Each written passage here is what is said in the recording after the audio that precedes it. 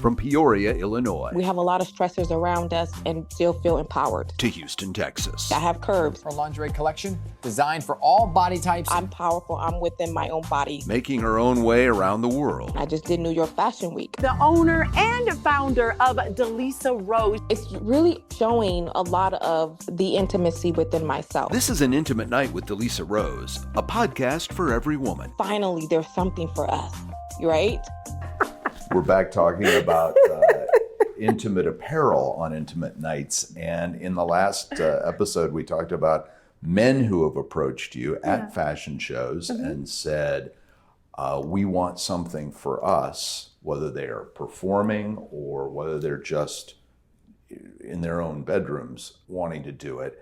And you were talking about how some of the other designers are getting into that space, but you're going to design something different.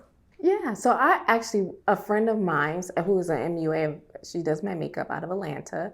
She told me like a couple years ago that I should do a his and hers. Delisa Rose? Delisa Rose. Right, a his and hers.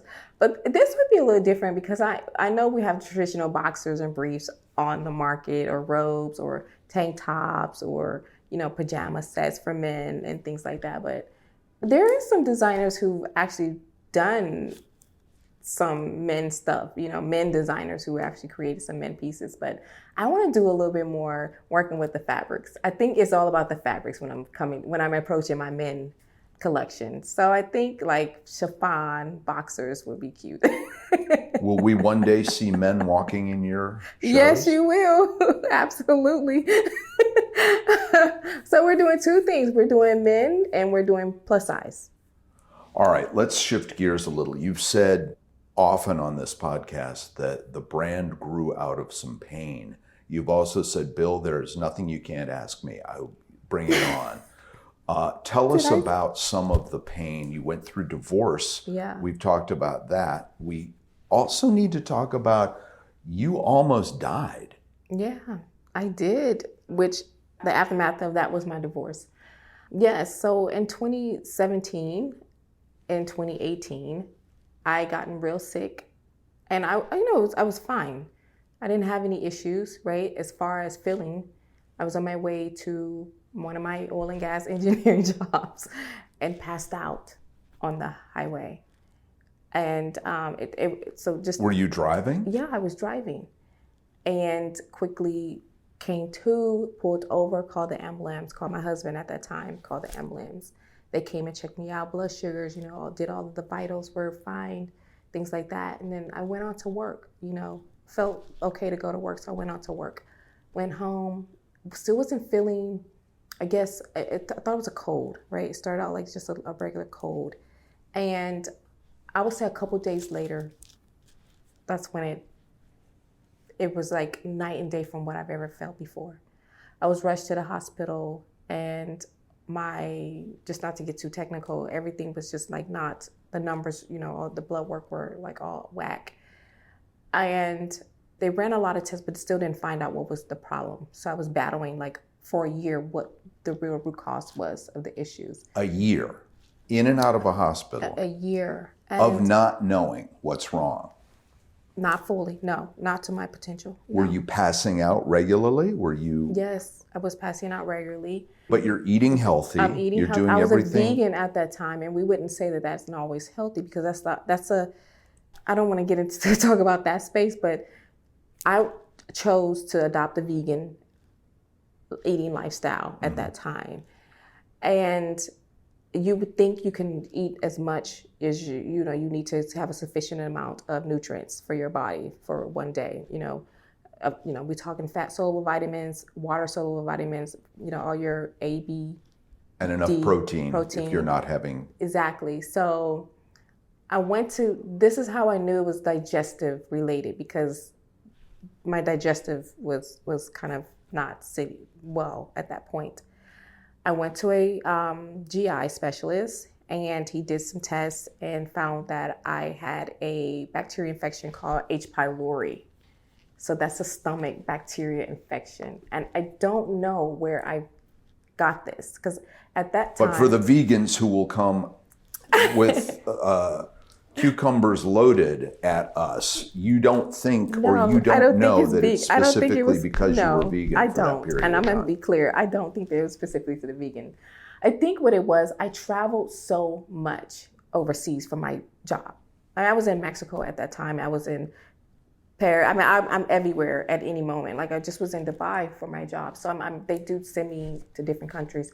Well, you just don't know. Maybe, you didn't wash a vegetable good enough. I was Because when they juicing. finally did Yes. diagnose it, they said it was something that They was said it was- foodborne or airborne, but No. So they said it was H. pylori. And you often find that in other countries, not in the US. That's what made me think that, okay, I could have gotten it when I was traveling. Who knows?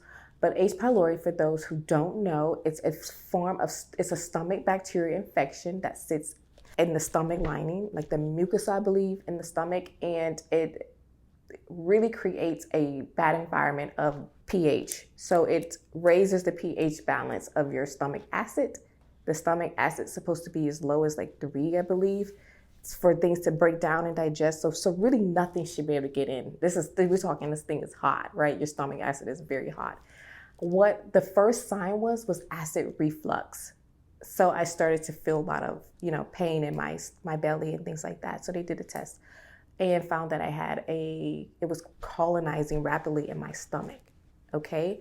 Then I went on to take the meds, which is a combination of 3 different types of medicines, and that's supposed to eradicate it. Well, that wasn't, the problem was my strand was resistant to the bacteria or, to the medicine. So I found myself in a whole year, I lost 60 pounds. I was 70 something pounds when I got out the hospital, not knowing if I will live or die. I just basically got out the hospital and just told my mom, because my mother was there. And so this was the beginning of, I would say, the dissolving my marriage. This podcast is brought to you in part by Delisa Rose, your luxury lingerie destination, featuring in-house signature collections and other beautiful designs from around the world. Lingerie for every woman, many made to order with a nod to her engineering background. All shapes, all sizes. More at DelisaRoseLuxuryLingerie.com. the year of your illness, your husband is not by your side, or it's Partially. So I was in a hospital. The first time I was in a hospital for a week. The second time was 30 days. And I think he might have come maybe once or twice. And I felt abandoned. Okay? I'm just going to be honest. So this is my story. I felt abandoned. But I couldn't think about that, Bill. It's either you think about your marriage or you think about your life. Like, I was like, I got to live right now. I knew I didn't want to die. I knew I wanted to be here. My mom kept asking me, where's your husband? And I said, Mommy, I can't answer that right now. I'm fighting for my life. So once they released me from the hospital, and by the way, it was against the hospital will, was my own will. Because I said, I'm going to take matters, I'm going to do it. That's what I told them. I had learned you didn't have any insurance from No, work, I had or insurance. Oh, okay. But they was doing too many things that I didn't feel, and I don't, just to protect the privacy laws, I didn't feel like... You didn't like some of the treatment you were getting, basically? No, it wasn't with the treatment, because you try everything. There was resistance, so they're going to try everything. I just felt I needed to get out of there. 30 days is a long time, and I just needed to be out of there, I think. And when hospitals are for sick people, and they try and get them better, but sometimes very, very sick. Uh-huh. I mean, we're talking, my heart rate was beating at 225. Wow. And I had my cardiologist. I had every specialist, endocrinologist, cardiologist, neuro. I had every specialist, and they come rounds. They do their rounds to come check on me to make sure I was good. So no one released me. Like you got to be released to go. So all your electrolytes have to be in place, vitals have to be good, and things like that. But I had to convince them and say, okay, I'm well enough to be on my own now. But in reality, I wasn't, because I was still, not only was I so depressed with going through those moments, but also depressed that I didn't have my partner, my man, my husband, my, through health and death, sickness by my side. So I get out of the hospital and I told my mom, I look at my mom and I told her, 30 days. I'm gonna give me 30 days. And Bill, it was November 27, 2017. December 27, 2017, I was back at work. Now I was like 98 pounds at that point, but I was back at work. I did everything that I knew that I could do because I had learned so much about the body. I studied the digestive system. Basically helped and told the doctors, I did my own case study. I timed as my body was breaking down food when the pain would start. So I would give them that information so they know exactly at which route where the issues were. We don't know if it's Crohn's. We don't know if it's, IBD. They throw everything at you, right? But those were not my cases. It was all due to the bacteria that was not leaving my body. Do they take part of your stomach out? No. So because the infection was so, severe, my gallbladder sphincter closed shut. Wasn't any enzymes getting through. It's called common bile duct. So the pancreas and the liver share a common bile duct to break down food. And the sphincter has bile in it. When you do eat fat, they drop to help you break down fats. Whereas the pancreas helps the enzymes for fat like lipase, amylase, and protease for protein break down. Mine wasn't. Basically, mine was reversing back in me. My pancreas was digesting its own enzymes. Sending it back. Yes. As we sit here today, this many years later, how are you? I'm amazing. Where I couldn't walk to the corner, about 6 months ago, I used to run 5 miles in, 45 minutes. You know how long it took me to get to that point? It really was about now that I'm healed and I got out of the hospital. There was this man that came to me, and I always say like he was a prophet or something because I never seen that man no more in my life. I was at the health food store getting vitamins, by the direction of my mom. She sent me there to get some enzymes because remember my pancreas wasn't really functioning. Right. And the man came up to me and said, God is speaking. This is what he said. And I said, okay. He said, is there someone in your family that is sick? And I'm looking at myself and I'm looking around like you. I'm like 70 something pounds. You can see that it's me. But anyways, and he said that, he went on to say that God said that he would give me everything I've been asking for. He heard my prayers, right? And mentioning things that only if I talked to him in private that he would know. It was deep. Was he a doctor, an No, herbalist? This was just a regular man that didn't work at the health food store. That I just never seen before. This is an honest God true story. This is a movie. This is deep. We buried the lead. And that day, Bill, from that day, I've achieved in what you see today. What did he tell you to do differently? Did he steer you towards? He said you had a nutritional imbalance, some other things.